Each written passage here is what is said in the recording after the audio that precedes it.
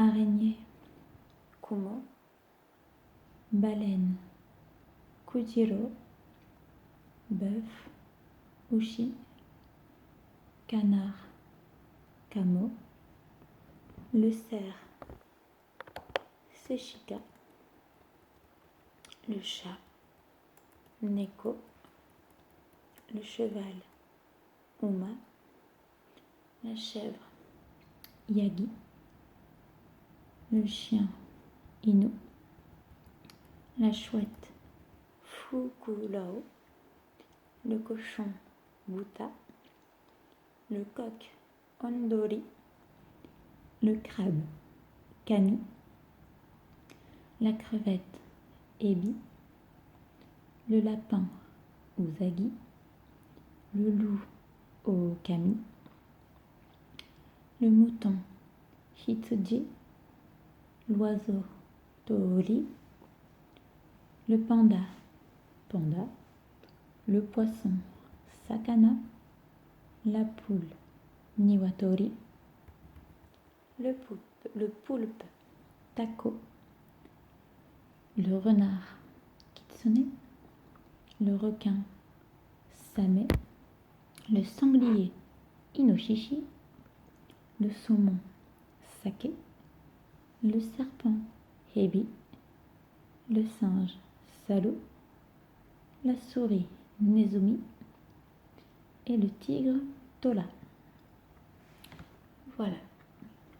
À savoir que pour chacun des animaux, et même pour les choses en général, les objets, etc., en japonais, il n'y a pas de pluriel, il n'y a pas de genre, il n'y a pas de pluriel, enfin de genre ou de nombre, dans le sens où, par exemple, pour dire le ou les chats, on va juste dire neko, par exemple.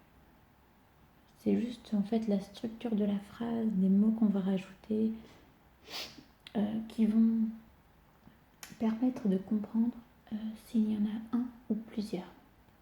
Et c'est valable pour tous les animaux de la liste qu'on vient de citer. Du coup, il n'y a pas besoin d'apprendre des pluriels super compliqués comme en français. Je sais pas qu'est-ce qu'on pourrait dire par exemple, je sais pas, un cheval, des chevaux. Alors, ça c'est pour les étrangers, je pense que c'est super dur à apprendre. Un cheval, des chevaux, un journal, des journaux. Pourquoi est-ce qu'on ne pourrait pas juste mettre un S en fait à cheval ou à journal pour dire qu'il y en a plusieurs? À mon avis, ça doit pas être facile. Donc là en japonais c'est beaucoup plus simple. Et bien, du coup voilà. Donc voilà. Alors eh bien je pense que c'est déjà pas mal hein, comme liste de vocabulaire. Je vais te laisser mémoriser tout ça tranquillement et puis on se retrouve très bientôt. Allez, non allez, je plaisante. Non, le temps que tu mémorises tout ça, que tu fasses 2-3 exercices, je pense que, allez, dans une demi-heure c'est bon. Ouais, on se retrouve bientôt alors. Allez, à tout à l'heure.